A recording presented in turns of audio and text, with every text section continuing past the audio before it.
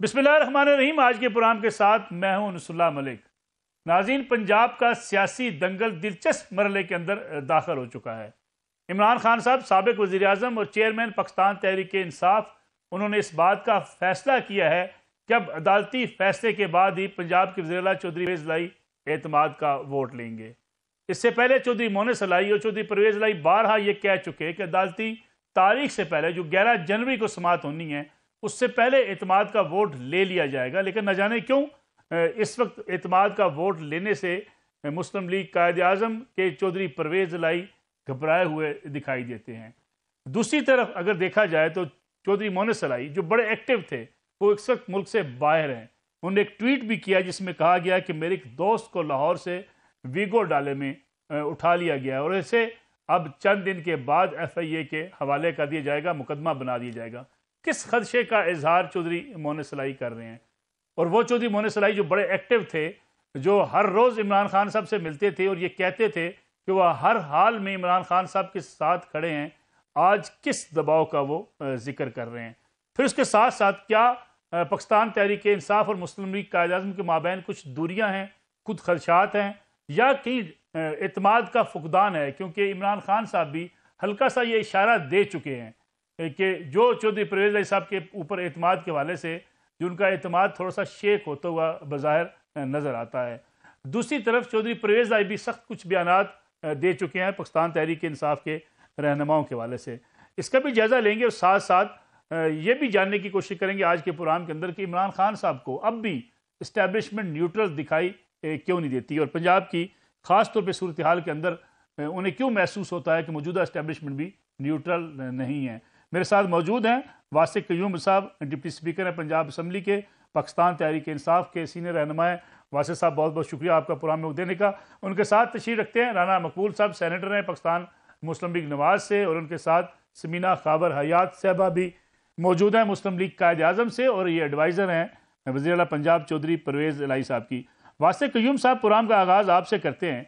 क्यों ये फैसला किया गया कि अब अदालती समाअत के साथ, अदालती फैसले के साथ मशरूत कर दिया गया? अगर हम देखें माजी में बयानात पाकिस्तान तहरीक इंसाफ के और मुस्लिम लीग कायद आज़म के, तो उसमें बड़ा वाज़ेह ऐलान नज़र आता था कि हम एतमाद का वोट ले लेंगे, तारीख से पहले ले लेंगे। ख़ासतौर पर चौधरी मोहसिन लाई साहब के एतमाद तो बड़ा था कि हर हाल में हम वोट ले लेंगे।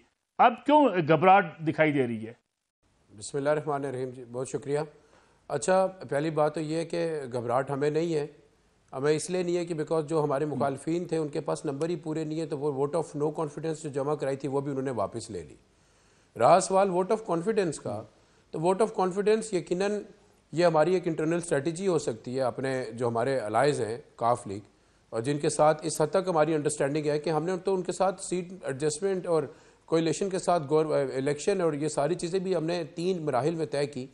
सो कहने का मतलब ये है कि हमें इस हवाले से कोई, हमारे पास कोई ऐसी बात है ही नहीं कि हमें कोई दिक्कत इसमें पेश आए, क्योंकि अगर लेट्स सपोज जो इंटरवीन कर रही है थर्ड पार्टी इलेक्शन में और कहीं इस बात की अगर कोई गुंजाइश है, जैसे मोहसिन लाई साहब ने कहा कि मेरे दोस्त को काले डाले वाले लेके चले गए, खान साहब ने कल बड़ा अहम पैगाम दिया कि वो न्यूट्रल को, वो दोबारा से कह रहे हैं कि उनको न्यूट्रल होना पड़ेगा कि पाकिस्तान में हकीकी जमहूरियत को लाने के लिए। तो इन बयानात की रोशनी में आप बताएं कि अगर कोई 1% चांस भी हुआ जिससे 186 नंबर अगर गवर्नमेंट पूरे ना करे, तो तब भी रन ऑफ इलेक्शन में तो 1 नंबर से फर्क नहीं पड़ता। रन ऑफ इलेक्शन में हम 185 भी ले लेंगे तो हमें कोई फर्क नहीं है। अलबत्ता हमारे पास 186 से ज्यादा नंबर है, 186 भी नहीं। लेकिन आखिरी हिस्सा में आपको बयान करता चलूं, मुझसे क्या सवाल पूछते हैं, मैं तो 190 से 186 में आ सकता हूँ, 187 में आ सकता हूँ। जिसके पास नंबर ही 180 है वो क्या करेंगे, मुझे ये समझा दें भाई। रन ऑफ इलेक्शन भी है ना, अगर आपने अपने काले धंधे के साथ लोगों को खरीद लिया और चेंज भी कर लिया तो फिर क्या होगा? लेकिन अगर जिस खरीदने की आप बात कर रहे हैं, जो इल्ज़ाम आप लगा रहे हैं, या जिस आप न्यूट्रल्स की बात कर रहे हैं कि वो पंजाब के अंदर अब न्यूट्रल्स नहीं है, अभी भी जिस खदशे का इज़हार इमरान खान साहब भी कर चुके हैं, तो फिर जो रन ऑफ के अंदर भी आपके अगर नंबर्स नहीं आते, उनके ज़्यादा हो जाते हैं, फिर क्या होगा? नहीं, ऐसे क्या सराई के ऊपर तो सर जमहूरियत नहीं चलती ना, गवर्नमेंट है, कैसे पूरी होगी? मतलब क्या उधर MPs मल्टीप्लाई 2 होते जा रहे हैं, कैसे हो सकते हैं भाई? आपके पास ना देखें, ये इसकी गुंजाइश थी जब 20 लोग लोटे हो गए, उनका इलेक्शन हुआ, मार पड़ी, ना उस जमात ने उनको वोट दिया जिनकी तरफ वो गए, ना इस जमात ने वोट दिया जिनको छोड़ के गए, और वो अरसा 20 साल से असम्बली का हिस्सा थे, वो सारे बाहर चले गए। बात क्या एस्टेब्लिश होगी? नैरेटिव इमरान खान साहब का एस्टेब्लिश हो गया कि जो लोटा होगा आवाम उसके साथ नहीं खड़ी होगी, तो उसको मशरूत कर दिया गया कि जो आपका पार्लिमानी लीडर होगा वो फैसला करेगा, उधर जाके वोट देनी पड़ेगी। वो फैसला करेगा वोट नहीं डालनी तो आप वोट नहीं दे, वो आप लोग वोट नहीं देंगे। इन सारी बात को हम लोग सम अप यहाँ पर करते हैं कि भाई कोई अपने सियासी कैरियर से खिलवाड़ कैसे कर सकता है जब जमहूरियत में नजर आ रहा है कि जमहूर इमरान खान के साथ है। और मेरी जुबानी कलामी बात नहीं है, जुबानी कलामी जमा तफरीक नहीं है। आप देख ले, आप जो नेशनल असम्बली के इलेक्शन हुए इमरान खान जीता, पंजाब में उनकी गवर्नमेंट है, 20 में से 15 सीटें जीता, 2 सीटों पे क्लोज मार्जिन है, एक पे 40 का, एक पे 150 का।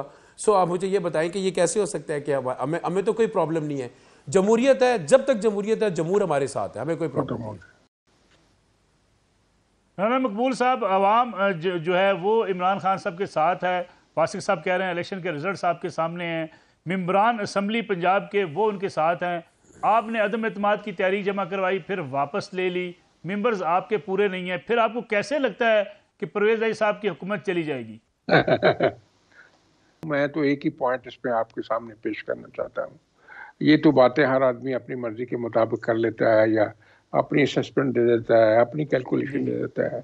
इस वक्त इशू जो है कि क्या प्रोविंशियल असम्बली जो पंजाब असम्बली डिज़ोल्व होगी कि नहीं, डिज़ोल्व होगी कि नहीं, और कहा यही गया था कि वोट ऑफ कॉन्फिडेंस होगा और उसके बाद डिज़ोल्व होगी। तो अब स्ट्रेटजी भी थोड़ी बदली है। ये तो हमें हाई कोर्ट के फैसले का इंतज़ार करना चाहिए। अगर हाई कोर्ट ये डायरेक्ट करती है कि आप वोट ऑफ कॉन्फिडेंस लें, पहले तो उन्होंने कहा भी आपकी मर्जी है लें, आपकी मर्जी है ना लें। तो अगर ये होता है, अभी तो नोटिस होने हैं इस तारीख पे, अभी ये हियरिंग आगे जानी है, ठीक है, इसलिए इसमें बेकरारी की जरूरत नहीं है, कुछ ना कुछ फैसला हो जाएगा। तो बेहतर ये है कि ये जो भी वक्त है, अभी तो मुल्क के लिए टेररिज्म का काफ़ी बड़ा ख़तरा बन गया है। जो फ्लड अफेक्टेड लोग हैं, जो मर गए बेचारे, जिनके फसलें तबाह हो गई, 11 लाख मवेशी, क्या क्या ट्रेजेडीज हुई हैं, उनके ऊपर फोकस करने की ज़रूरत है।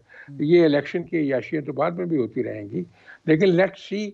बात तो ये है कि क्या असम्बली जो डिज़ोल्व करनी थी KPK और पंजाब असम्बली, वो होगी कि नहीं होगी। चलो यहाँ तो इशू चल रहा है ना, ये वाला जो हाई कोर्ट में, KPK में क्या इशू है, वहाँ क्यों नहीं डिज़ोल्व होती। ये सारे सवालों का जवाब है। तो इसलिए मैं नहीं समझता कि कोई पार्टी असम्बली डिज़ोल्व करना चाहती है। कहने को तो कहते रहना चाहिए, कोई हर्ज नहीं है। It's just playing to the gallery, let's wait. कोई इसमें बेकरारी की जरूरत नहीं है। बहरहाल मेरा अपना यानी आप समझ आपकी स्ट्रेटजी कामयाब है, पंजाब असम्बली आप बचाने में कामयाब हो गए। मीना खावर साहबा, ये शुरू से कहा जा रहा था कि चौधरी परवेज इलाही साहब असम्बली नहीं तोड़ेंगे, नहीं तोड़ना चाहते, कोई ना कोई रास्ता निकालेंगे। एक इल्ज़ाम भी उन पर लगा कि जो अदम एतमाद की तहरीक आई थी वो भी चौधरी साहब की मर्जी से आई थी। सेक्रेटरी असम्बली बैठे रहे, काफ़ी देर तक इंतज़ार करते रहे कि अदम एतमाद की तहरीक आ जाए। चौधरी साहब भी कामयाब हो गए, असम्बली नहीं टूट पाई। बहुत शुक्रिया मलिक साहब, आपने अपने प्रोग्राम में लिया। देखिए मलिक साहब, चौधरी परवेज इलाही साहब PTI के साथ एलाय पार्टनर हैं, और एलाय पार्टनरशिप हमेशा गिव एंड टेक पे होती है। हमारे पास 10 सीटें थी, हमने उनसे वादा किया कि जब आप कहेंगे हम आधा मिनट नहीं लगाएंगे, हम असेंबली डिसॉल्व कर देंगे, और ऐसा ही चौधरी साहब ने किया। ये तो नून लीग वाले डिले करने के लिए गैर आईनी स्टेप उन्होंने उठा लिया, जिसकी वजह करके कि जो हमारा ये सारा मामला है वो कोर्ट में चला गया। अब कोर्ट 11 तारीख को जो भी कोर्ट का फैसला होगा, चौधरी परवेज इलाही साहब कभी भी अपने अफवाज पाकिस्तान और कोर्ट जुडिशरी के अगेंस्ट कभी स्टेप नहीं लेते हैं। अब चौधरी साहब इंतजार कर रहे हैं कि जी ठीक है, अगर कोर्ट का फैसला आता है 11th के बाद, जो भी आएगा उसके बाद मैंने जो वादा किया है मनोअन तरीके से, आपने अभी मोनस इलाही साहब का जिक्र किया, मोनस इलाही साहब जो बात करते हैं वो कमिटमेंट पे पूरा उतरते हैं। उन्होंने PTI से कहा है कि तगड़े तरीके से हम आपके साथ खड़े हैं, हम तो खड़े हैं PTI के साथ, और PTI भी नो डाउट कि वो हमारे साथ है, एलाय पार्टनर है हमारे, और सीट एडजस्टमेंट के ऊपर आजकल हमारे मुज़ाकरात हो रहे हैं, हो भी चुके हैं, काफी हद तक कंप्लीट भी हो चुके हैं, कुछ दिनों में आपको पता चल जाएगा। लेकिन अदालती फैसले के बाद ही चौधरी साहब जरूर तहलील करेंगे असेंबली। और मोनस इलाही साहब मुल्क से बाहर गए, उनकी फैमिली, बीवी, बच्चे, अगर वो पॉलिटिशियन है तो वो एक ह्यूमन बीइंग भी है, तो उनके बच्चे की अगर तबीयत खराब हो, बीवी को कोई प्रॉब्लम हो, तो वो उनको भी मिल सकते हैं, उनको राइट एख्तियार है। जहां तक आपने उनके बंदे उठाने की बात की, तो नो डाउट FIA ने उनका बंदा उठाया है, बिल्कुल उनका दोस्त है जिसको उठाया है। तो वो उठाने का मकसद यही है कि जी PDM चाहती है आप हमारे साथ राब्ते करें, आप हमसे मांगे, हमें कहें, लेकिन मोनस भाई साहब तो कह रहे हैं FIA ने नहीं उठाया, FIA के हवाले कर दिया जाएगा, उठाया किसी और ने है, काले शीशे वाली गाड़ियों ने। देखिए वो मेरा कहने का मतलब है कि PDM की तरफ से स्टेप उठाए जा रहे हैं ना कि जी आप हमें ज्वाइन कर ले। बात मुद्दा यही निकलना है, आप एंड में देखिएगा कि जी हम कोई ना कोई रास्ते, जैसे चौधरी मोनस इलाही साहब पे इन्होंने केसेस FIA के गलत डाल दिए थे और उसके बाद मोनस साहब खुद गए FIA के ऑफिस, उठाए, मुझे बताएं क्या बात है, क्या केस है। कोई केस नहीं है, सब गैर आईनी काम होते हैं, सब झूठे मुकदमात होते हैं जो बाद में ठीक हो जाते हैं। लेकिन चौधरी साहब ने जो वादा किया है खान साहब के साथ, कोर्ट के फैसले के बाद वो अपने वादे को पूरा करेंगे। अब कोई और डिलेइंग टैक्टिक्स ना आए। लेकिन कैसे वादा पूरा करेंगे सबीना साहबा? वो तो कह रहे हैं कि अपनी हुकूमत है, PTI के रहनुमाओं से कह रहे हैं कि आप अपने आप को जरा कंट्रोल करें।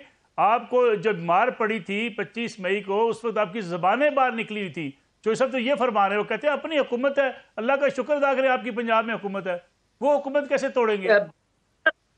हमें भी शुक्र अदा करना चाहिए कि पंजाब का जो बेड़ा गर्क हुआ था बुजदार दौर में, अब बेड़ा चौधरी परवेज इलाही साहब ने उठाया है। ये मैं इसलिए बात कर रही हूँ कि मैं एक जमहूरी मुल्क में रहती हूँ, मैं जमहूरी जमात की मैं मेंबर हूँ। तो देखिए जो गलत बात है वो गलत है, जो सही है चौधरी साहब इनको बताते रहे हैं। चौधरी साहब ने इनको ये भी बताया था कि जब हम तहलील करने का करेंगे तो एक्शन क्या आएगा। बहैसियत एलाए पार्टनर चौधरी साहब एक सियासी सूझबूझ रखने वाले। ठीक है सबीना खान, ऐसा मुझे कमर्शियल ब्रेक प्रोग्राम में शामिल करनी है, वापस आते हैं एक ब्रेक के बाद। प्रोग्राम में एक बार फिर खुश आमदेद। वाशिक कज़ूम साहब ये बताइएगा कि जो ट्रस्ट का फुकदान की बात की जाती है, अगर चौधरी परवेज साहब के पिछले 3 माह के बयान में सामने रखूँ, उसमें से सबसे एक्सट्रीम में जो उनका बयान नजर आता है वो ये कहते हैं कि पंजाब हुकूमत पर शुक्र अदा करना चाहिए PTI के रहनुमाओं को, और ख़ास तौर पे आपके लॉन्ग मार्च पर जो तशद्दुद हुआ उसका भी मजाक उड़ा रहे हैं। वो कहते हैं ज़बानें बाहर निकली हुई थी, आपकी हुकूमत है, शुक्र करें खुदा का। फिर अब क्यों तोक्को लगा के बैठे हैं कि चौधरी परवेज़ पंजाब हुकूमत का खात्मा कर देंगे? सवाल के ना 2 हिस्से, नसरुल्लाह साहब आपके सवाल के 2 हिस्से हैं। मैं सबसे पहले इसे को एड्रेस करता हूँ जो अक्सर पूछे जाते हैं। देखिए हमारे जो कोलिशन पार्टनर हैं काफ लीग और परवेज़ इलाही साहब CM है, और यकीनन वो एक इंडिविजुअल एंटिटी है, पूरी एक पार्टी है, वो पार्टी के लीडर हैं, वो हमारे से इख्तलाफ भी कर सकते हैं और हमारे साथ हामी भी हैं। हम एक जिस तरह से सेपरेट पार्टी है, हम एक अपनी सोच रखते हैं, हम अपनी लाइन एंड लेंथ रखते हैं। हम किसी को अच्छा कहते हैं उनको वो पसंद नहीं है, हमें किसी को बुरा कहते हैं शायद वो उनको अच्छा लगता हो। लेकिन ये सारी बातें अपनी अपनी जगह, अपनी अपनी राय रखना, इसमें कोई गुनाह नहीं है। जमहूरियत है, 2 पार्टीज़ गठे चल रही है, हो सकता है, लेकिन हम दोनों मिल के कन्वर्ज होते हैं एक बात के ऊपर कि वो ये बात है कि जब भी खान साहब मांगेंगे इस्तीफ़ा, परवेज़ इलाही साहब दे देंगे। ये उन्होंने अल्ल ऐलान का, ये आपका पहला हिस्सा जो मैंने आपको बता दिया कि वो बयानबाजी होती रहती है, उसमें कोई बात नहीं है। दूसरी बात जो अहम बात है वो ये इश्क नहीं है आसान, बस इतना समझ लीजिए, आग का दरिया है, कूद के जाना है। आपको क्या लगता है कि हम गवर्नमेंट छोड़ेंगे तो दूसरे दिन इलेक्शन करा देंगे? ये इलेक्शन से भाग रहे हैं। हम चाह रहे हैं इलेक्शन हो, हम इसलिए चाह रहे हैं कि पंजाब में इलेक्शन हो, KPK में इलेक्शन हो, फेडरल में इलेक्शन हो, और पूरे मुल्क का जब 66% इस्तीफे चलेंगे और उसमें असम्बलियाँ तहलील होंगी तो 66% ऑफ पाकिस्तान के अंदर इलेक्शन अनाउंस हो रहा होता है। तो फिर पूरे पाकिस्तान में क्यों नहीं हो सकता? और जब पूरे पाकिस्तान में इलेक्शन नहीं होगा तो क्या इकोनॉमिक स्टेबिलिटी आप पाकिस्तान में इंश्योर कर सकते हैं? आप नहीं कर सकते। आपने मार्च में जाना है, किस मुंह के साथ जाएंगे? आपके पास पाकिस्तान में है क्या भाई? IMF के पास जा रहे हैं आप कैसे उनके साथ निगोशिएट करेंगे? मजीद घुटनों के बल बैठ के आप अपने पाकिस्तान की 10 चीजें गिरवी रखाएंगे और अवाम के ऊपर मजीद टैक्सेस का बोझ डालेंगे। सो मुझे ये बताएं कि लेजिटिमेसी नहीं है अगर एक गवर्नमेंट के पास, वो कैसे जा रही है? वो कैसे अब रिलीफ देगी आगे? हम ये चाहते हैं कि पाकिस्तान का हाल है कि इकोनॉमिक स्टेबिलिटी डिपेंड करती है कि आपकी पॉलिटिकल स्टेबिलिटी के ऊपर। तो इसलिए ये इलेक्शन की जिद को एक सूबे की नहीं है जो बार बार कहते KPK क्यों नहीं तोड़ते। हमारी अपनी स्ट्रेटेजी है भाई, हम चाहते हैं पंजाब से इंपैक्ट क्रिएट होता है, KPK को बाद में देख लेंगे, वो हमारा अपना है, वो पिनट्स है, वो एकदम हो जाएगा। लेकिन इशू चूंकि पंजाब में था, बैटल फील्ड पंजाब है, इसलिए हमारी यही स्ट्रेटेजी, हम पहले इसको रिजॉल्व करें, KPK आप ये समझें कि अगले मिनट के अंदर भी रिजॉल्व हो सकता है। और हमारे फेडरल में इन्होंने जो इस्तीफे मंजूर करने के लिए जो ड्रामा रचाया हुआ है उसको जल्दी से रिजॉल्व करें। मेरे नज़दीक ये कपल ऑफ वीक्स में रिजॉल्व कर लेंगे और हम लोग इंशाल्लाह जो पाकिस्तान का हाल है जमहूरियत की बका के लिए वो यही रह गया कि आप इलेक्शन कराएं। पाकिस्तान का हाल यही है। वासिफ साहब, आप डिप्टी स्पीकर हैं पंजाब असम्बली के, मेरे ख्याल में सबसे ज़्यादा कन्फर्म जो आपके पास तादाद हो सकती है वो आपके पास हो सकती है कि मेंबरान PTI और उनकी इत्तेहादी जमात के पास कितने हैं और आपके मुखालफिन के पास कितने। मैं चाहूँगा अपने नाजरीन के लिए आपसे ये एग्जैक्ट तादाद भी पूछ लूँ कि इस वक्त नंबर गेम जो है वो क्या है पंजाब असम्बली के अंदर। 371 में से एक चौधरी निसार अली खान है जिसने अभी तक किसी जमात के साथ भी नहीं है, 370 रह गए। और 190 हमारे पास था, 180 पीपल्स पार्टी, 5 आज़ाद और मुस्लिम लीग नून, इन सबको मिला के 180 उनके पास था। तो उसके अंदर ये क्लेम करते हमारे 2 बंदे नाराज हैं, 1 बंदे छोड़ के नाराज गए हैं। हैं, वो कर भी ले तो हम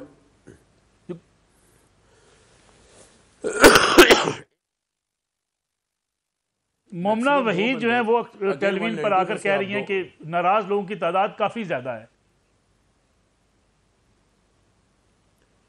बस वो कोई अपनी उन्होंने हवाले से कोई बात की है क्योंकि उनको लगता है सारे नाराज़ होंगे, उनका कोई अपना ज़ाती एजेंडा हो सकता है। मैं आपको इसमें अहम बात ये बताऊं कि हमने जो असम्बली में पहले इजलास किया अभी पिछले दिनों, उसमें हमने अपनी तादाद को और पार्लियामेंट्री पार्टी की मीटिंग में तादाद को इंश्योर किया है। हमारे पास आज की तारीख में अल्लाह के हुक्म से 188 बंदे पूरे हैं हमारे पास। ठीक हो गया। राणा साहब, ये इल्ज़ाम आपकी जमात के ऊपर क्यों लगता है कि आपकी जमात चौधरी परवेज़ इलाही साहब के साथ राब्ते में थी, फिर जो अदम एतमाद की जब तहरीक लेकर आप आए फिर वापस ली, ये सारा खेल आपकी तरफ से भी खेला जा रहा है कि पंजाब असम्बली बचे किसी तरीके से, PTI का बयानिया जो है वो पूरा ना कर पाए जो उन्होंने ऐलान किया है। ये सवाल मलिक साहब आप मुझे को कर रहे हैं ना, ये सवाल मेरे मुतल्लिक है ना मैं इसका जवाब दे सकता हूँ। आप पढ़ लें, सिचुएशन को खुद पढ़ लें, जो आपका मुनासिब है आप इससे कंस्ट्रू कर लें। नहीं, ये फिर लगता तो ये है कि चौधरी परवेज़ सब आपकी तरफ भी हैं, विकेट के दोनों तरफ खेल रहे हैं। नहीं, ये आप उनसे पूछें परवेज़ इलाही साहब से। देखिए मलिक साहब, आप इतने आप समझदार और महान किस्म के जर्नलिस्ट भी हैं, स्कॉलर भी हैं, तो आपको सारी हकीकत तो आपके सामने, आप मेरे से क्यों पूछ रहे हैं? आप अपनी ओपिनियन, आपको क्या मेरी बात की, मेरी तरफ से आपकी बात की तस्दीक की ज़रूरत है? मैं तो आपसे दाना नहीं हूँ, आप मेरे से दाना है, आप समझते हैं क्या है। नहीं, आप पार्टी के बड़े सीनियर रहनुमा जी, इसलिए मालूमात आपके पास ज़्यादा हैं कि किस तरीके से तहरीक एतमाद का फैसला फौरी किया गया। देखिए जी, मैं तो एक एकेडमिक जो कोर है अपनी पार्टी की उसका मेंबर हूँ। ये पॉलिटिकल इश्यूज तो मेरे मुतल्लिका नहीं है। ये तो जो है उनसे आप ज़रूर बात कीजिएगा, पूछिएगा।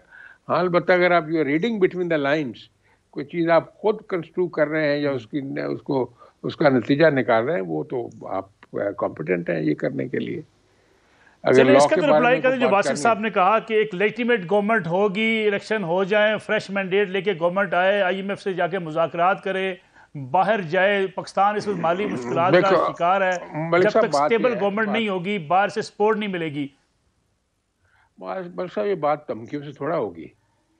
आप ये पार्ले टेबल पे बैठेंगे, नेगोशिएशन टेबल पे बैठेंगे, जो सारे स्टेक होल्डर्स वो इकट्ठे होंगे, वो इस पे गुफ्तगू करेंगे, तो आपको पता ही है जो चीज़ें बाहर हल नहीं होती है नेगोशिएशन टेबल पे हल हो जाती हैं। तो आप वो एफर्ट करते हैं, प्रेसिडेंट साहब आते हैं बीच में, फिर दरमियान में छोड़ के चले जाते हैं। तो अब मीडिया के ज़रिए तो नहीं होगी, मीडिया पे आप दुश्मन तराजी करते रहें, गालियाँ देते रहें और फिर आपकी जो एग्रीमेंट भी हो जाए, ये कैसे हो सकता है? आसिफ साहब तो खुद बड़े लायक आदमी हैं, ये इस बात को इनको समझना चाहिए कि क्यों नहीं इकट्ठे होते। वो कोई दुश्मन तो नहीं है आपके। आप इस तरह की जो लैंग्वेज इस्तेमाल करते हैं कि मैं मर जाऊँ तो मैं कभी बात ना करूँ, ये कोई पॉलिटिशियन की या स्टेट्समैन की लैंग्वेज नहीं है। इसलिए ज़रूरी है कि आप सुलह-जोई के साथ बात करें। हर एक से बात करना पड़ती है, डेमोक्रेसी जो है ही इस चीज़ का नाम कि हर एक की राय का एहतराम किया जाए। आप बैठ जाएँ, बैठ के बात कर लें। और आपको पता है PDM की लीडरशिप ने, ख़ासतौर से मुस्लिम लीग की लीडरशिप ने कई दफ़ा कहा कि जी आप आ जाएँ, बैठ जाएँ। अब राणा सनाउल्लाह जो आपको पता ही है, जिस तरह उनकी मुखालफत भी होती रहती है, वो कहते रहे हैं कि जी आप आए बैठ जाएं, कोई हरफ आखिर नहीं है, इलेक्शन की डेट जो है आगे पीछे भी हो सकती है। लेकिन आप इतनी दूर से बैठ के अगर धमकियां देंगे तो ये कैसे मसला हल होगा? तो आप आ जाएं, बिस्मिल्लाह पार्लियामेंट में आ जाए। पार्लियामेंट में नहीं आना तो कोई और फोरम ले लें। अगर खान साहब नहीं आ सकते तो अपने सीनियर लोगों को करें, प्रेसिडेंट को कन्वीनर मुकर्रर करें, उनकी पार्टी को करें, तो मसले का रिजॉल्व हो जाएगा ये। लेकिन इस तरह तो हल नहीं होगा जिस तरह ये करने की कोशिश की जा रही है। जी, मसले का हल वासिफ साहब, मामला रुकता कहाँ पे है? आरिफ अलवी साहब जो कोशिशें करते हैं वो रुक कहाँ जाती हैं मुज़ाकरात के हवाले से, बातचीत के हवाले से? 2-4 अफराद के तक बस ये बात जो है वो गर्दिश करती रही, ज़्यादा एक्सपेंड नहीं किया गया, और वो पॉलिटिकल डायलॉग्स थे जिसको महज चंद लोगों के तक महदूद रखा गया। वो उसको committee, core committee and parliamentary committee में भी डिस्कस नहीं किया गया। बहरहाल जो उसके हाल अहवाल है वो यही था कि हम तो एक ही 1 पॉइंट एजेंडे पे सारी गुफ्तगू करना चाह रहे हैं, और वो है हमारा इलेक्शन से रिलेटेड। हमारा इतराज़ है, हमारे पाकिस्तान की सबसे बड़ी पॉलिटिकल जमात है, एक अनकॉन्स्टिट्यूशनल तरीके के साथ सारी कार्रवाई की गई, हाउस के अंदर तब्दीलियाँ, लोगों की जो वाबस्तगियाँ उनको तब्दील करना, पैसों का चलना, ये सारी रवायात जमहूरी रवायात नहीं है। हम बार बार जमहूरियत का डोल बजाते हैं, पूरी दुनिया को सुनाते हैं। इमेजिन करें कि जमहूरियत का डोल बजाते बजाते इंडिया हमारे बिल्कुल बॉर्डर लाइन के ऊपर है, और उसके रिजर्व्स देख लीजिए, और पाकिस्तान के देख लीजिए, उसका जीडीपी देख लीजिए, अपना देख लीजिए। और बार बार बंदूकों के साथ तो नहीं ना, हमें तो जंगों के साथ, हमें टैंक्स के साथ बैंक्स भी तो चाहिए। तो ये सारी चीज़ें कहाँ पर कन्वर्ज होके जाती हैं? ये रियल फेस ऑफ डेमोक्रेसी पे जाती हैं, और वो रियल फेस ऑफ डेमोक्रेसी क्या है? फ्री एंड फेयर इलेक्शन है जी। अब इसके अलावा मैं क्या कह सकता हूँ कि अगर इतने दाना और इतनी अच्छी बात की राना साहब ने भी, तो आप अपनी जमात के साथ पूरी बात को सर फ्लोट करें, इसको प्रोपोगेट करें, मैसेज को हम भी करें। क्यों नहीं बैठेंगे टेबल पे? बैठेंगे, लेकिन आप इलेक्शन को सामने रख के फिर उसके इर्द गिर्द अनवा चले। इलेक्शन बेस रखेगा, free and fair election base रखेगा एक लेजिटिमेट गवर्नमेंट का, एक डेमोक्रेटिक गवर्नमेंट का, जो अपने फुल स्ट्रेंथ और स्विंग के साथ फिर जाएगी, वो जाके लेके आती है, वो पाकिस्तान के मौशी हल निकालती है। कैसे नहीं निकलता? लेकिन ट्राई टू अंडरस्टैंड कि हमारा जो तकाजा है वो गैर पार्लिमानी तकाजा नहीं है, वो हालात और वाक़यात को पेश नज़र हमारा तकाजा है। बिल्कुल ठीक है। सबीना खावर या साहबा, जो इस वक्त मुल्क के अंदर एक सियासी बहरान है, सूबे के अंदर एक लड़ाई है, PDM PTI, लेकिन दूसरी तरफ हम देखते हैं कि आम आदमी महंगाई में पिस रहा है। आप मशीर हैं वज़ीर आला पंजाब की, एक सवाल ये पैदा होता है कि जिस गंदम की या जिस रोटी के प्राइस की बढ़ने की हम बात करते हैं, हम फेडरल गवर्नमेंट पे तनकीद करते हैं, लेकिन हुकूमत, सूबे की हुकूमत, उसकी जिम्मेदारी नहीं है कि बहुत सारी चीज़ों को कंट्रोल करना, इसलिए कि स्टॉक माफिया जो है वो सूबे के अंदर मौजूद है, पुलिस आपकी, इंतजामिया आपकी, DCs आपके। अगर कीमतें कंट्रोल नहीं हो रही तो कि सूबाई हुकूमत की जिम्मेदारी भी तो है ना कुछ? जी नसरुल्लाह, मैं समझ रही थी कि सिर्फ मैंने बैठी रहना, शुक्र है आपने मुझे मौका दिया है। असल में जहां तक पंजाब की बात है, आपने अभी जो स्टार्ट लिया है, इससे मैं उसकी बात पे पहले खत्म कर दूं कि रौला मुक्कन वाला जे, वो पंजाबी का ये लफ्ज है कि अब 11 तारीख तक सब्र कर ले, रौला तो खत्म हो जाएगा ये वाला। हम सिर्फ इंतजार कर रहे हैं कोर्ट के फैसले का। और दूसरी बात, जहां तक आप मईशत की बात करें, इसकी बात करें, महंगाई की बात करें, परवेज इलाही साहब को आप बहुत अच्छे से जानते हैं, बल्कि मुझसे ज्यादा सीनियर है, मुझसे ज्यादा आपका ताल्लुक उनसे है। बहुत दिन रात एक करके वो बहुत अच्छा पंजाब के लिए काम कर रहे हैं। जहां पर फेडरल गवर्नमेंट की बात आती है, जो फेडरल गवर्नमेंट के पास है, उनके तो तारिक बशीर चीमा साहब आके कह देते हैं मुर्गी का गोश्त ना खाओ। देखिए ना जी, ये मैं उस पर या वो मुझ पर डालें, हमने तो काम करना है। जो काम हो रहा है पंजाब में, 1122 देख लें, एजुकेशन रिफॉर्म प्रोग्राम देख लें, हेल्थ रिफॉर्म प्रोग्राम देख लें, कार्डियोलॉजी के हॉस्पिटल्स देख लें, महंगाई के ऊपर चौधरी साहब बहुत बड़ा इनिशिएटिव ले रहे हैं। उन्होंने टास्क फोर्सेस बनाई हुई हैं इसके ऊपर। जो काम पंजाब गवर्नमेंट का है वो परवेज इलाही साहब की जेरे क़यादत बहुत अच्छे हो रहे हैं। जो फेडरल से हमें हेल्प चाहिए होती है, उसमें फेडरल बिल्कुल हाथ उठा देता है, क्योंकि वो तो मैं ना मानू वाली सियासत कर रहे हैं ना। मैं उस पे नहीं आना चाहती। मैं आपको यही कहूंगी कि कुछ दिनों में आप देखें, तादाद हमारी पूरी है पंजाब में, हमारे अदद का जहां तक सवाल है, हमारे अदद पूरे हैं, हमारे मेंबर्स पूरे। अभी आपने मोमना वहीद साहिबा की बात की, अगर उनको कोई एतराज था वो अपनी पार्टी के अंदर बैठ के पार्लिमानी मीटिंग के अंदर ये बात करती। अब जो मंडी लगाई जाती है सिंध हुकूमत की तरफ से, इस वक्त इतनी गर्मा गर्मी हो रही है, इस टाइम पे उनको आकर कायदे आजम की रूह उनके अंदर आ गई कि वो कह रही है कि जी परवेज इलाही साहब या मेरी पार्टी के लोग वोट ले रहे हैं मुझसे, तो ये उनको नहीं करनी चाहिए। पार्लिमानी मीटिंग में बैठ के वो अपनी मसाइल का हल निकाल सकती थी, लेकिन इस टाइम जो गर्मा गर्मी के दौर में उन्होंने किया तो साफ पता चल रहा है कि वो इन्फ्लुएंस में आ गई हैं जरदारी साहब के। और दूसरी बात, हमारे मेंबर्स पूरे, हमारी पंजाब हुकूमत में वादा है इमरान खान साहब के साथ, आपके प्रोग्राम के तवज्जुह से मैं बताऊं, सब लोग देखते हैं आपका प्रोग्राम, कि जो चौधरी परवेज इलाही साहब ने वादा किया वो पूरा करेंगे जी। उन्होंने कहा है हम तहलील करेंगे, हम करने को तैयार है, हमने करने का फैसला कर लिया था। ये पीडीएम की तरफ से जो गैर आईनी कदम गवर्नर के ऑर्डर का आया था रात के वक्त, खून मारा उन्होंने, तो उसमें कोर्ट्स ने इंटरवीन किया। अब जो ही कोर्ट का फैसला आएगा तो उसके बाद चौधरी साहब मनो अन से मोनस इलाही साहब इमरान खान साहब के साथ खड़े हुए हैं। ठीक है समीना खबर यासला, मुझे एक और ब्रेक प्रोग्राम में शामिल करनी है, वापस आते हैं इस ब्रेक के बाद। प्रोग्राम में एक बार फिर खुश आमदीद। राना मकबूल साहब ये फरमाइएगा कि आपने महंगाई के खिलाफ जुलूस निकाले, आपने मुसलसल कहा कि पीटीआई की हुकूमत ने महंगाई बहुत बढ़ा दी थी, लेकिन इस वक्त सूरत हाल आपके सामने महंगाई का एक तूफ़ान है जिसे आवाम जो है उसका सामना कर रही है। मिफ्ता इस्माइल साहब कहते हैं कि सागडार साहब डॉलर को नीचे लाने का दावा करते रहे, वज़ीर बनना चाहते थे, लेकिन परफॉर्मेंस आपके सामने है। इस वक्त जो आवाम की सूरत हाल है उससे भी आप बखूबी वाकिफ़ हैं। महंगाई पीडीएम की हुकूमत कंट्रोल नहीं कर पा रही, लेकिन मशीर वज़ीर एक लंबी तादाद, बल्कि सारे ही वज़ीर मशीर बन गए। जी, मशीर वज़ीर की तादाद ज़्यादा है, लेकिन मोस्ट ऑफ द वज़ीर और मशीर तो कहते हैं कि जी हम कोई एमोलमेंट्स नहीं ले रहे, हमारा कोई बोझ नहीं है इसके ऊपर, हम अपनी सवारियाँ भी हम अपनी इस्तेमाल करते हैं। अब मुझे इस डिटेल का तो नहीं पता, लेकिन तासुर ये दिया जा रहा है।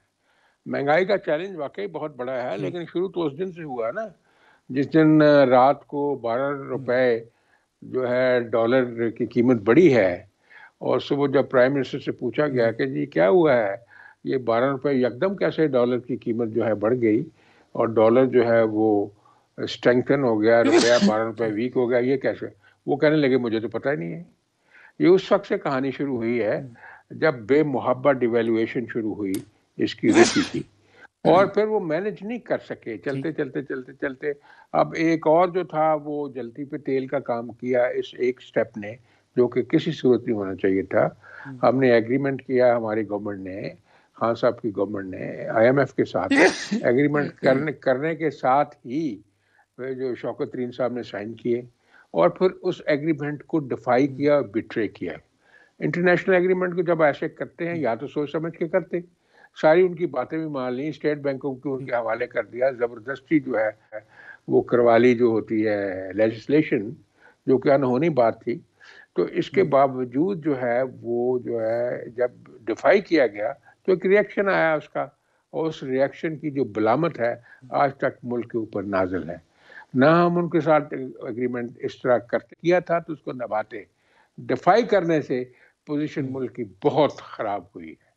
तो इसलिए मैं समझता हूँ कि ये इसकी कैफियत जो है जो संभलने में आएगी। आप जो 2-4 जो स्टेप्स आ रहे हैं, आने ने दो अगले 15 दिन में, 3 हफ्ते में, जिसमें डोनर्स कॉन्फ्रेंस भी है और चाइनीज़ जो है वो जैसे रिस्पॉन्ड कर रहे हैं, सऊदी अरेबिया वाले कर रहे हैं, UAE वाले भी करेंगे, और जो ब्रदरली कंट्रीज़ हैं उनकी कॉन्ट्रीब्यूशन आएंगी। बाकी जो वो कर रहे हैं, secretary general UNO and prime minister को होस्ट कर रहे हैं एक इंटरनेशनल डोनर्स कॉन्फ्रेंस को, तो उसके नताइज निकलेंगे। ओवरऑल जो फ़िज़ा है वो पहले से बेहतर होगी, और इंशाल्लाह इसको आपने एक बहुत अच्छी बात की कि जो प्राइस मैनेजमेंट जो है वो कहाँ है, वो कमेटियाँ कहाँ हैं जो होती थी, मार्केट कमेटीज, वो कहाँ, रेट्स कहाँ हैं होर्डिंग के, कितनी गंदम, आपको याद है कि मिलियंस ऑफ टन जो है गंदम जो होर्डिंग होती थी वो निकाल लेते थे, एडमिनिस्ट्रेशन निकालती थी, फूड डिपार्टमेंट निकालता था, टीमें बनती थी, वो टीमें कहाँ हैं? हमारा जो प्रॉब्लम जो है, एक तो है ही है नेशनल लेवल पे, लेकिन दूसरा प्रॉब्लम जो है इन्फोर्समेंट का है। ये सारी की सारी इन्फोर्समेंट जो है, ये प्रोविंशियल गवर्नमेंट का फर्ज बनता है, उनके अख्तियार में है। सारे के सारे गोडाउन आपके पास है, फ्लोर मिल्स आपके पास है, तो आप क्यों नहीं इसको मैनेज कर पा रहे हैं? क्यों लोग ये आपसे बिल्कुल बेलगाम होकर जो मर्जी अपनी कीमत बढ़ा लेते हैं? सब्जियां आपके इलाके में उगती हैं, सब्जियां वो मंडी में आती हैं। आपको याद है कि मार्केट कमेटी के लोग सब्जी मंडी में फिरते थे, रिटेल को भी देखते थे, थोक को भी देखते थे। कोई है ऐसा निज़ाम? आपने कभी सुना है ये? इसलिए सबको मिलके काम करने वाली बात है। जो डेली यूज की चीजें हैं उनकी प्राइसेस को अभी भी मैनेज किया जा सकता है, जो कि बहुत ज्यादा आसान है। लेकिन राणा साहब कुछ 2-3 चीजें बड़ी इंपॉर्टेंट हैं। तारिक बशीर चीमा साहब कहते हैं मुर्गी नहीं खानी चाहिए, ख्वाजा आसिफ साहब कहते हैं बिजली जल्दी बंद कर देनी चाहिए, जल्दी दुकानें बंद कर देनी चाहिए। हुकूमत बगैर किसी कंसल्टेशन के, मुशावरत के, अगर ताजरान से पूछा जाए वो कहते हैं हमसे बात नहीं की गई। पाकिस्तान के अंदर ये हम अक्सर देखते हैं कि फैसले कर लिए जाते हैं, जो स्टेक होल्डर्स होते हैं वो शामिल नहीं होते किसी मुशावरत में, फिर उसके बाद एक रिएक्शन आता है, फिर हुकूमत वो फैसला वापस ले लेती है। यही हाल होता है हर हुकूमत के फैसले का। क्या इस किस्म के बयान आने चाहिए कि मुर्गी न खाएं, आवाम आदमी मुर्गी? वो मलिक साहब आपकी बात ये बिल्कुल दुरुस्त है। जहाँ तक मशवरे की ताल्लुक का है, मैंने जो कंसर्न मिनिस्टर है बिजली के बारे में, उनको मैंने टीवी पे ये कहते सुना है कि हमने प्रोविंशियल गवर्नमेंट्स के साथ रब्ता किया, हमने चीफ सेक्रेटरीज के साथ भी रब्ता किया, तो बहुत ज़्यादा हमें कोऑपरेशन नहीं मिला। मैं समझता हूँ इसके बढ़ के ज़्यादा इनिशिएटिव लेना चाहिए था। फिर उन्होंने कहा कि हम अब भी तैयार हैं, हम खुद प्रोविंशियल गवर्नमेंट के पास जाने के लिए तैयार है, उनसे मीटिंग करने के लिए तैयार है, इनकी मोडेलिटीज तय करने के लिए तैयार है। ये उन्होंने, मैंने खुद सुना परसों। तो मेरा ख्याल है अब, क्योंकि उन्होंने फिर 15 दिन का टाइम फिक्स किया है फेडरल गवर्नमेंट ने कि हम मोटिवेट करेंगे प्रोविंशियल गवर्नमेंट्स को और बाकी स्टेक होल्डर्स को नेक्स्ट 15 डेज में, और फिर फाइनल फैसले करेंगे। यहाँ तक ये ख्वाजा आसिफ की बात का ताल्लुक है कि अगर आप बिजली पहले जो है दिन के वक्त इस्तेमाल कर लेंगे क्योंकि बिजली का खर्चा कम है, ये तो बात दुरुस्त है। मैंने ट्रेडर्स के रिप्रेजेंटेटिव्स को ये कहते सुना है खुद टीवी के ऊपर कि अगर ये हो जाए कि सनसेट के साथ ही हमारी दुकानें बंद हो जाएं तो हमारा बिजली का बिल बहुत ज़्यादा कम हो जाएगा। उसका ये एक फ़ायदा भी होगा, काम में फ़र्क नहीं पड़ेगा, परचेज और सेल वैसे ही। जो लोग शॉपिंग के लिए 8 बजे आते हैं वो शॉपिंग के लिए 6:30 बजे आ जाएं, 8 बजे फारिग होकर अपने घरों को चले जाएं। तो ये तो एक सेंसिबल सी बात है ना, कोई ऐसी गलत बात तो नहीं है। सारी दुनिया में भी ऐसे होता है, और हमारा मुल्क चूँकि हार्ड प्रेस्ड है इस वक्त महंगाई की वजह से, तो इसलिए ज़रूरी है कि एनर्जी अखराजात को कम करने के लिए इसको स्ट्रीमलाइन किया जाए और अर्ली आवर्स में, रात के शाम के अर्ली आवर्स में इसको ख़त्म कर दिया जाए ताकि लोग आराम से सोएं। और सब गरीब आदमी के पास तो एक मुर्गी खाने की है, ब्रॉयलर मुर्गी खाता है गरीब आदमी, उस पर यह कहना अगर हुकूमत के पास पैसे नहीं है एलसी खोलने के लिए, डॉलर्स नहीं है, इंपोर्ट बंद है, तो क्या ये तोजी बयान की जा सकती है कि मुर्गी ना खाएं, मुर्गी की जो खुराक है वो जहरीली खुराक है? ये हुकूमत का काम होता है इन चीज़ों को ठीक करना। आम आदमी के लिए तो मुर्गी उसके लिए नेमत है, उसको सस्ती मिलती है। देसी मुर्गी कहाँ से खाए इतनी महंगी? मुझे तो इस बात का इल्म नहीं, ना पस मंजर का पता है। हो सकता है चीमा साहब को किसी हकीम हाज़िक ने बता दिया हो कि इसके ये फ़वायद हैं, तो इन फ़वायद को जो है पब्लिक को भी बता दिया जाए। बात सूरत जो जहाँ तक आप एलसी की बात कर रहे हैं, एलसी जो है कुछ तो खुलनी शुरू हो गई है कुछ हद तक, और बाकी इस महीने के अंदर अंदर सारी एलसी खुलना शुरू हो जाएंगी इंशाअल्लाह अज़ीज़। जो छोटे अमाउंट की जो है $1 लाख $2 लाख की खुलनी शुरू हो गई है, तो बाकी जो मेन मेजर आपको लगता है कि ये जो क्राइसिस है इस वक्त, फाइनेंशियल क्राइसिस, ये कम होगा अगले 15 दिनों में? जी इंशाल्लाह अगले 15 दिन महीने में कम होगा और आपको विजिबल कमी इस पे नजर आएगी। आपको पता है कौन कौन से लोग एफर्ट कर रहे हैं, प्राइम मिनिस्टर कितनी एफर्ट कर रहे हैं, गवर्नमेंट एफर्ट कर रही है। जो हमारे फ्लड का जो $30 अरब का हमारा नुकसान हुआ है, उसके लोग सेक्रेटरी जनरल यूएन एफर्ट कर रहा है, बाकी जो है फ्रेंडली कंट्रीज वो कर रहे हैं। इस ऐसी कॉन्फ्रेंस, डोनर कॉन्फ्रेंस पहले तो हुई नहीं है, और दैट टू इन जिनीवा, तो आप उसके इंशाल्लाह अच्छे रिजल्ट देखेंगे। हमें बेहतरी की तवक्को रखनी चाहिए। बहुत बहुत शुक्रिया। राना मकबूल अहमद हमारे साथ मौजूद थे, मुस्लिम लीग नवाज के सेनेटर। समीना खावर हयात और वास्ते क्यूँ भी हमारे साथ मौजूद है। नाज़रीन, आज का प्रोग्राम था। मुल्क के अंदर सियासी बेचैनी अपनी जगह पे है, सियासी इज़्तिराब है। पंजाब के अंदर लोगों को इस बात का अंदाज़ा नहीं है हुकूमत रहेगी या असम्बली टूटेगी, पीटीआई इस्तीफ़े देगी। मरकज़ के अंदर भी यही सूरत हाल है। हुकूमत से पीटीआई निकलने के बाद अब इस्तीफ़ों के हवाले से भी खासी परेशान कन सूरत हाल है। पीटीआई का मुतालबा जल्द इलेक्शन है, हुकूमत उस तरफ जाती हुई दिखाई देती नहीं है। लेकिन इसके साथ साथ इस सियासी बहरान का सबसे बड़ा नुकसान मुल्क के अंदर इस बेचैनी का वो मैशत के ऊपर दबाव है, और मैशत के ऊपर दबाव के नतीजे में आम अफराद की ज़िंदगी मुश्किल से मुश्किल तर होती चली जा रही है। महंगाई का एक तूफ़ान है, और आज भी कुछ लोगों ने हमें रिपोर्ट किया, हमें बताया कि बाज़ जगहों पे, बाज़ होटल्स के ऊपर जहाँ रोटी महंगी बेची जा रही है, वहाँ हुकूमत का सब्सिडाइज्ड आटा जो है वो मौजूद है। वहाँ पे गोया हुकूमत से सब्सिडी पे आटा लिया जाता है, आगे रोटी महंगी दी जाती है। गोया इसके लिहाज से एडमिनिस्ट्रेटिवली भी कुछ ऐसे फैसले करने की ज़रूरत है सूबाई हुकूमतों की तरफ से, ताकि महंगाई को रोका जा सके, और वो महंगाई जो कंट्रोल में की जा सकती है हुकूमत की तरफ से, इंतज़ामिया की तरफ से, उसका ना होना भी बहरहाल आम आदमी के लिए मुश्किलात का सबब बन रहा है। सूबाई हुकूमत कहती है वफाक की जिम्मेदारी है, वफाक कहता है सूबों की जिम्मेदारी है, लेकिन आम आदमी के लिए मुश्किलात बढ़ती ही चली जा रही हैं। इंशाल्लाह कल आपसे फिर मुलाकात होगी। इजाज़त दीजिए, अल्लाह हाफ़िज़।